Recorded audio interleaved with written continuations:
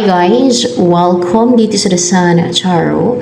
Ang reading nito ay for collective for anyone who can resonate sa reading nito. This is a general and a collective reading. Your energy at this time. Wow! Full. Risk taker. Starting fresh start. Color green, no? Fearless. Para bang may baon-baon kang wisdom. Kahit na full yan kasi white hair eh. White hair. Hindi. Knowledge. Knowledge? No. Hindi knowledge.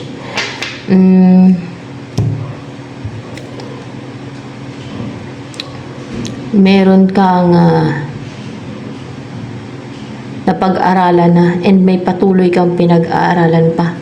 May isang libro ka pang bitbit, no? Parang gano'n na. Patuloy mong pinag-aaralan pa. O pag-aaralan mo pa yan. Ito naman natapos niya kaya naiwan, no? Diba? Tinapon na tong libro na to. Ibig sabihin, nabasa na yung lahat, no? O napag-aralan mo na yan. Itong sisimulan mo na to, yan na yung may matutunan ka dyan. Yan.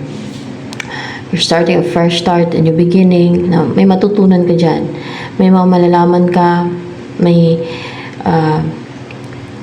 ma-accumulate ka. May ma-acquire kang knowledge. And pwede ding wisdom pati.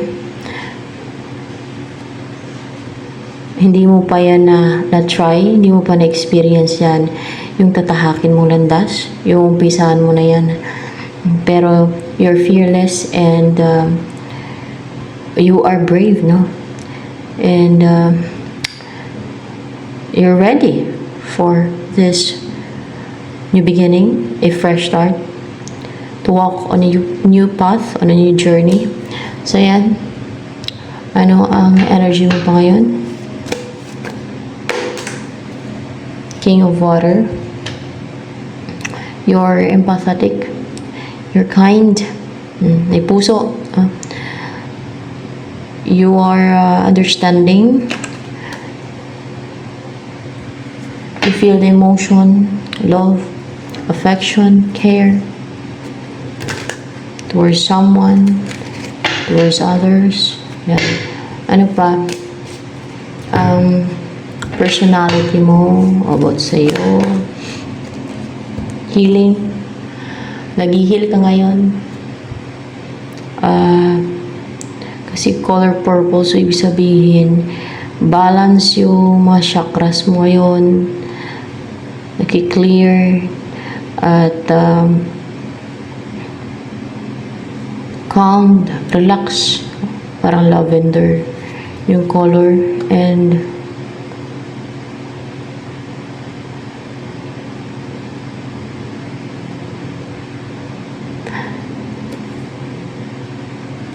parang na-rejuvenate ka na din as well. As healing eh. Ano ang uumpisahan mong path na to? Ano yung umpisahan mong path na yan? Na hindi ka na nalilito. Hindi ka na nadidistract. Wala nang distraction. Wala nang distraction. Wala na. Wala naman distraction. Any distraction. Wala nang magpapalito sa'yo.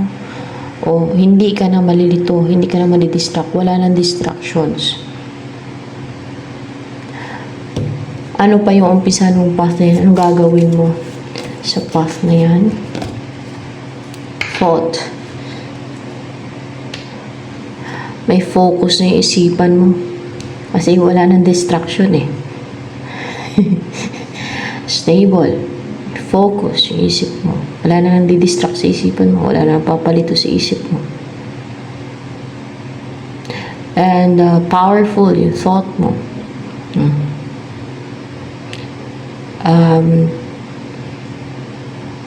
May inspire ka na. Yung thought mo is full of positivity. Yung na-inspire ka. Yan.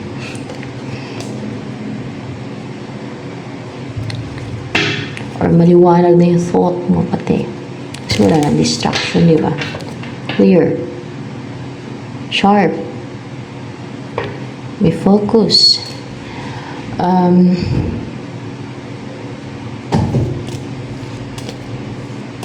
Ano yung next na mangyari sa'yo? Upright ba itong Six of Wands? Yeah? Six of Wands. It's upright. Magtatagumpay ka, maging victorious ka. May mga mag-support pa sa'yo kasi may mga tao dito. May mag-support pa sa'yo. Meron na they're so driven to support you. Yes, there are people para bang alam mo yung napaka-courageous nila at napakatapang din nila na hindi nag-hold back na suportahan ka, na hindi nag-hesitate na suportahan ka pati. Ayan, oh? And they're passionate to support you.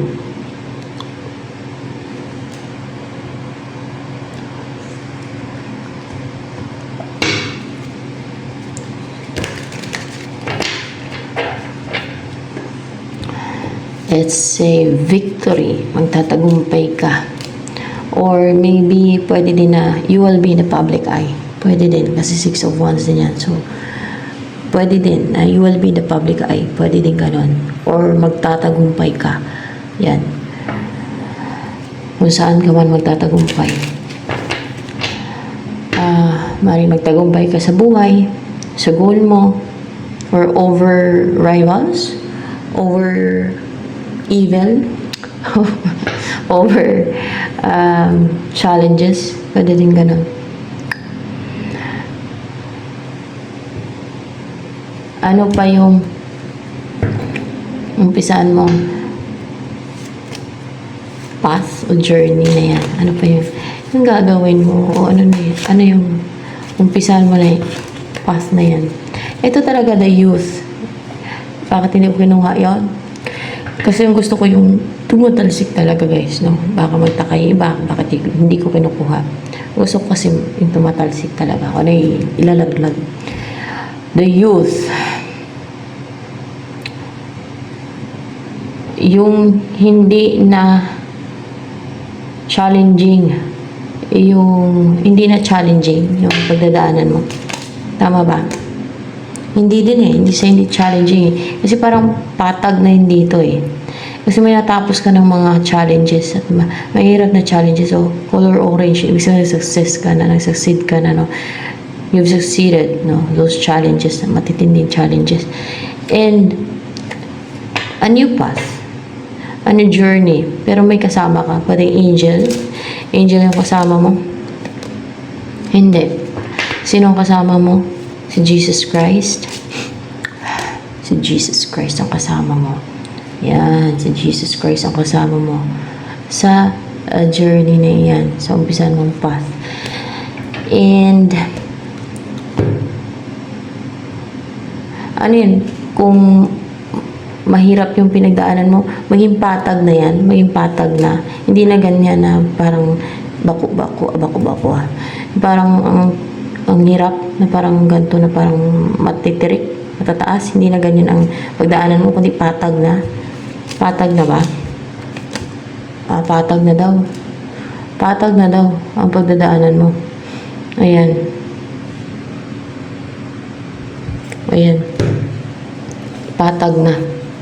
So, ayan. Clarification lang naman. Patag na yung dadaanan mo.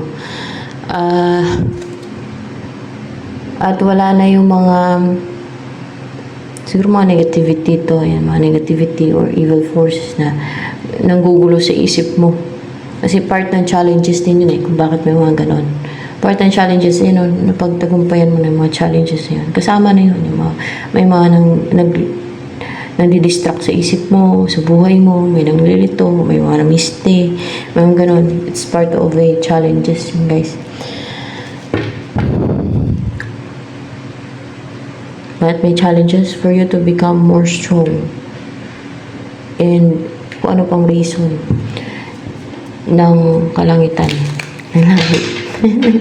ng God kung bakit pinapadaan sa challenges.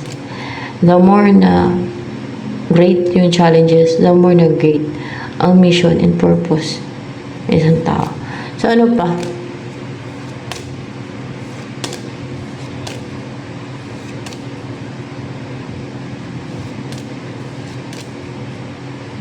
Ang gagawin mo sa path na yan, sa bagong path na yan, kasama si Jesus Christ. Ano kaya na gagawin? Ay, yung magkaroon na ng balance, or ano yun, magkaroon ng balance? Hindi. Ay, parang maghahatol. Maghahatol ka? Maghahatol? Maghahatol. Kasi justice eh. Clarified by, kanina, may timbangan din. Clarification kanina. Maghahatol. Sa Six of Pentacles. Ayan o. Meron din timbangan. Pag maghahatol ka, kaya kasama si Jesus Christ, maghahatol. Yan, maghahatol. Kasama si Jesus Christ. Based sa kasalanan. Sa kasalanan. Based sa kasalanan ng tao. Maghahatol. Tao ba? Siguro, tao. O kung basta maghahatol. Yan ang umpisa ng path. And then, para wala na yung baggage. Yan. Para maghatol yan. Maghatol. Ayan. Maghatol. Yan ang isa sa gagawin ninyo mo kasama si Jesus Christ. Maghatol. Sa pamaraang righteous. Okay? Of course. Hindi through witchcraft. Okay? Siyempre, sa side ng light yan. Alam niyo naman yung witchcraft sa side ng kadiliman yan, okay? Sa demonyo yung witchcraft, hindi yan sa side ng Diyos, okay? So,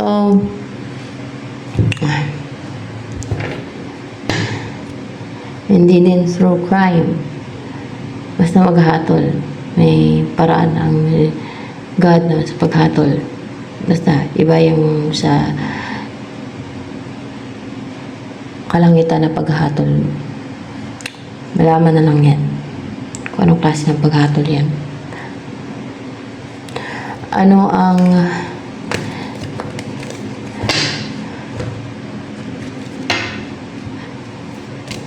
alam ko si Jesus Christ pa rin dito nagaganyan. Mas kanina si Jesus Christ eh. Ikaw pa rin po ba yung Jesus Christ nagagay dito ngayon? Yes, siya pa rin. Siya pa rin nagagay dito ngayon. That's why may ganyan.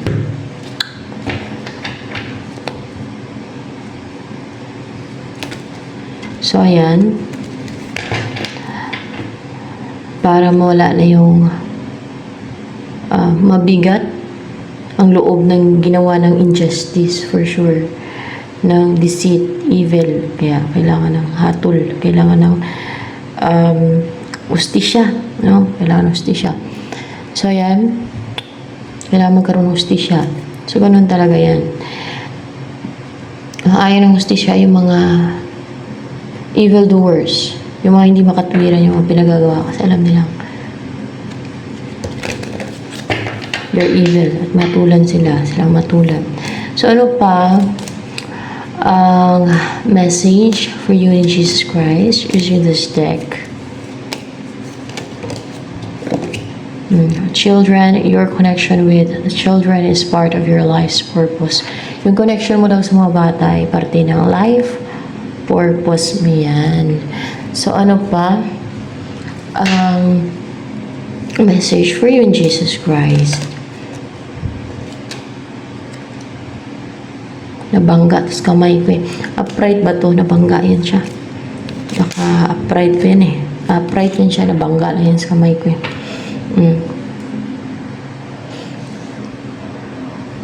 Hierophant. Kasi di ba parte ng life purpose mo pati may mga bata dito. Yung mag-guide at mag-advise siguro sa mga bata, ayan, na turuan sila ng kung ano yung tama, kung ano yung dapat iwasan, no? Kung ano yung masama, kung ano yung good from evil, or kung ano yung masama na dapat nilang iwasan, na huwag nilang gawin ang mga masasama. Yan. Tama po ba? Ganon.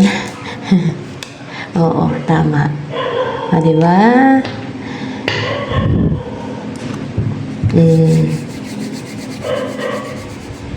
Ang galing ni Jesus Christ mag-guide.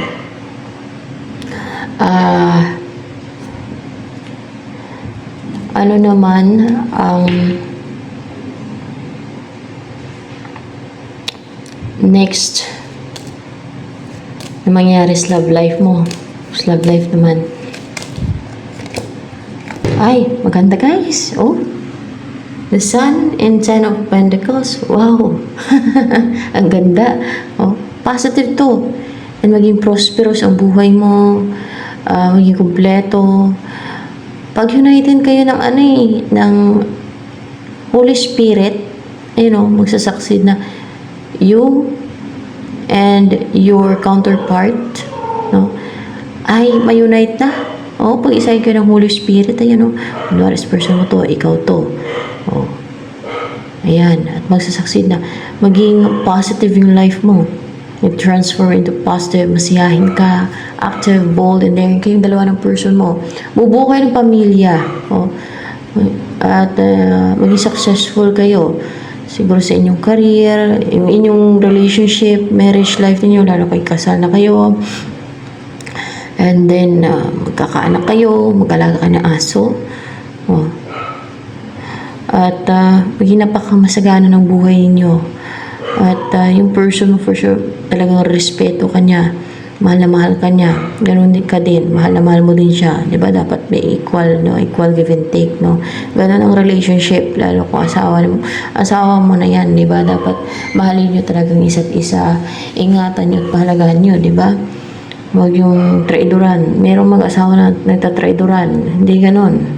Hindi ganun. Kasi ayaw na yung parang ayaw na yung isa ang boss, no? Dapat merong give and take, equal give and take, may balance sa relationship para harmonious yung relationship, para masaya kayo magkasama, hindi na nagtatraidoran. Meron kasi mga ganun na mag-asawa na nagtatraidoran, plus nagpa-plastikan, mag-asawa na nagpa-plastikan pa. Nagtatraidoran. Hinabackstab yung asawa niya. May mga ganun na mag-asawa, di ba? May ganyan, no? Hindi sila nagpapakatotoo sa isa't isa. Kasi parehong secretive, parehong hindi mo pagkatiwalaan. May ganun. Okay, yung isa lang, no? Sa kanila. May ganun, di ba? Pero kayo, maging napaka-harmonious, so fulfilling, so positive, so satisfied kayo, maging satisfied kayo sa maging buhay ninyo. And napaka-masagana ng maging buhay ninyo ng person mo. Ayan, ng counterpart mo na yan. And then, eto kaya.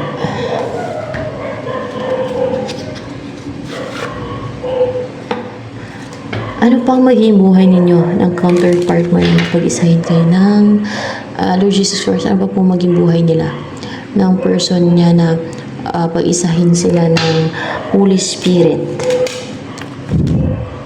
Facts.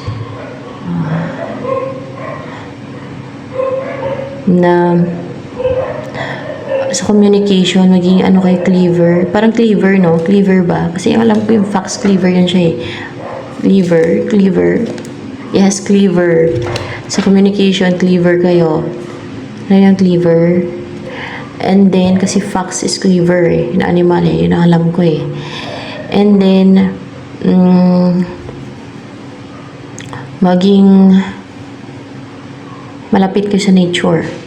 Palagi kayong mamasyal sa mga woods. Mga woods to, madaming puno ng kahoy. Yan. O ano yun, Lord Jesus Christ, palagi silang mamasyal sa puno ng kahoy. Sa puno ng kahoy. Sa places na may maraming kahoy. Ganun po ba yun? Hindi. Doon sila titira sa place na may maraming kahoy. Baka doon kayo titira sa place na may maraming kahoy. Talagang malapit sa nature, nakaka-relax talaga yun, nakaka-rejuvenate.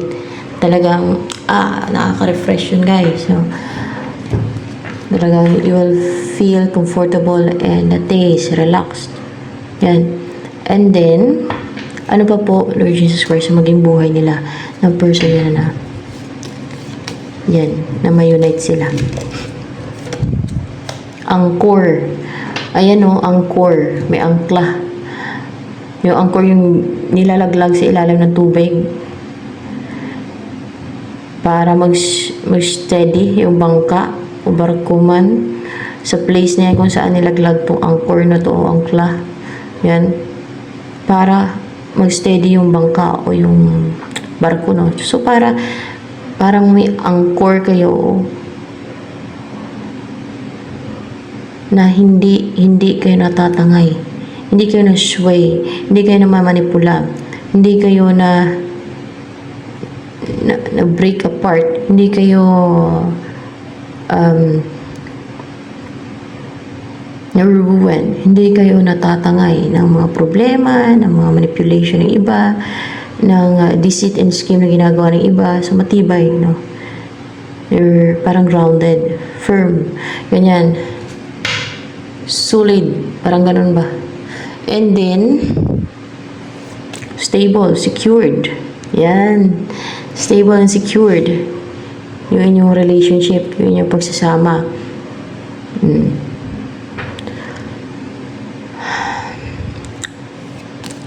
Kilala ka na ba itong person na magkaroon? Lord Jesus Christ, magkakilala na po ba silang dalawa? Ng person na yun na magkakaroon ng union sa kanilang dalawa. Na pag-isahin sila na magkakilala na kayong dalawa daw.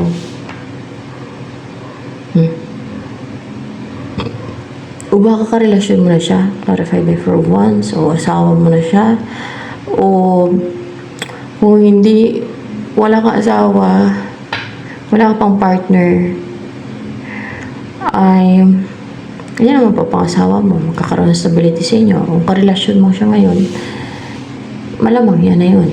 Basta magkakilala na kayo. Anong feelings sa kanya, Lord Jesus Christ, ng person na yan na magkaroon ng union sa kanila? Upright po ba ito na tower? In reverse? Sabay parang in reverse, pero pahalang pa yun eh. In reverse daw. Gusto niyo magkaroon ng panimula, panibago, new beginning. O kung karelasyon mo man yan, basta mag-umpisa kayo ng panibago na, alam niyo, hindi na nade-destroy, hindi na na-ruin yung inyong relationship. Lalo kung may mga pagsubok sa inyong relationship, or else kung nagkaroon ng ending sa inyo, magsimula ulit kayo. Ganon. Parang may nangyaring distraction, na-ruin, no? Nasira. Minumpisahan ninyo. And then mag-start ulit kayo. Yung ganon. Yun ang dinidesire ng person, mag-start ulit kayo na hindi na nadi-destroy, hindi na nasisira, hindi na na-ruin, hindi na nagagawa ng deceit and scheme ng iba. Bakit nasabi ko gano'n? Kasi kadalasan, kung bakit nasisira yung relationship, kasi may gumagawa ng deceit and scheme. No, maliban lang kung may talagang makati sa sa inyo na nasira yung relationship nyo. Pero based observation, kung ramihan kasi may gumagawa ng deceit and scheme. Pero yung iba ay talagang hindi lang makontento yung kanilang partner, no, na hindi pa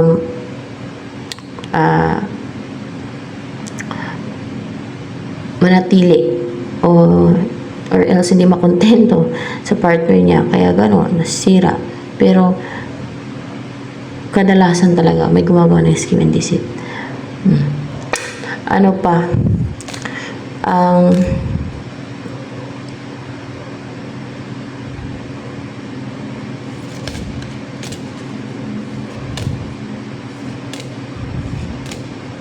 O kaya ay may sumpa yung isang tao na lahat ng makarelasyon niya ay hindi niya makatuluyan, masira lang ang kanyang relationship, ang kanyang love life, yung ganun ba?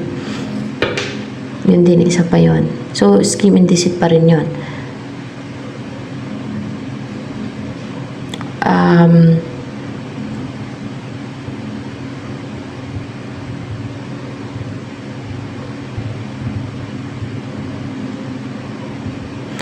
Ano naman,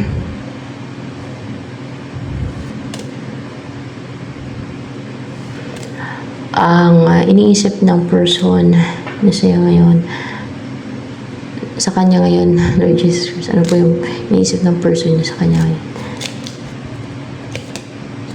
Ayun, ayan daw, 6 of Cups. Yung magsama kayo, na masaya kayong dalawa.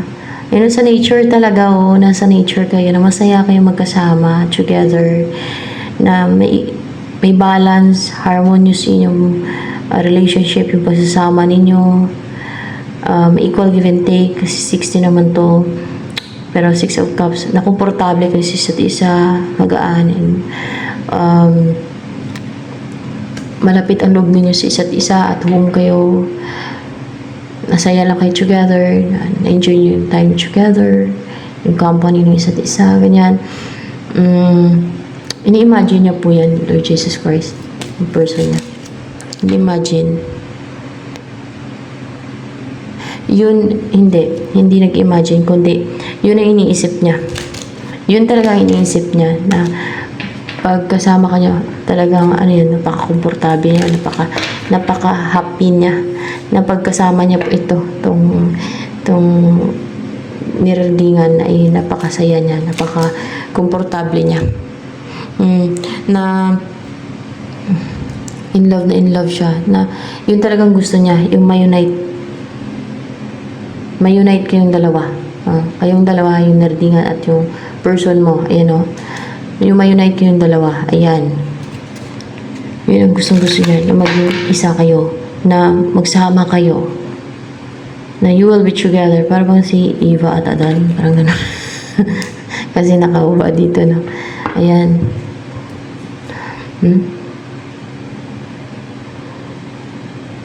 The sweet sa isa't isa. Romantic. Romantic. And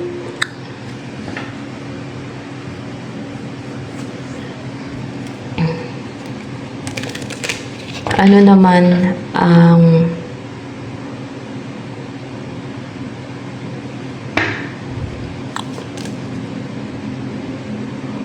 gustong sabihin sa iyo? Ano pang gustong sabihin ng person niya sa kanya, Lord Jesus Christ? Ganun na lang. Nasasaktan si person mo. Nasasaktan daw si person mo. Yun ang gustong sabihin sa iyo ni person mo. Nasasaktan siya, heartbroken. Nasasaktan. Bakit nasiselos? Nasiselos po ba yung person niya, Lord Jesus Christ? Ganun po ba? Hindi. Dahil, lalo na kung sa nasabi, nasaktan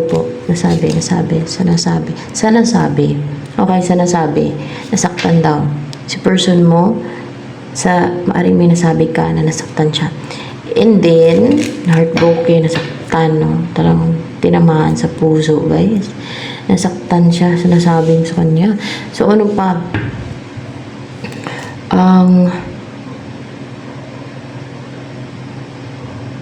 Next move ni ano po ba, Lord Jesus Christ, ang next move ng person niya sa kanya? Ay, 8 of Wands. Pa-message po ba yan, Lord Jesus Christ? Pa-message. Pa-message, yeah. Message ka niyan. Message daw yan. Magsasaksid na ma-message ka niyan. Masendan ka niya ng message. No? Lang imposible. Kompleto na yung tools niya. Wala nang makahadlang sa kanya na gawin yan. So, yan.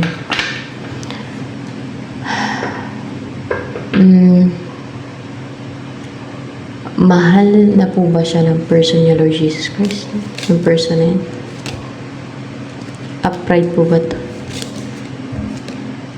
Mahal ka na daw ng person mo na yan. Mahal ka niya. Mahal ka ng person mo na yan. Yung magkakaroon ng union sa inyo na pag-isahin kayo ng Holy Spirit. Clarified by 7 of Wands. Mahal ka daw niyan. At parang yun na nagpupush po sa kanya yung fire, yung pagmamahal niya. Yun po, Lord Jesus Christ, na nagpupush. Yes. Na parang talagang dahil sa pagmamahal niya sa iyo ay nag-overthink siya, parang umiiyak-iyak pa. Ganun po ba? Umiiyak-iyak pa kasi gusto niya ma-unite na kayo. Gusto niya ma-unite kayo. Gusto niya magkatuluyan kayo.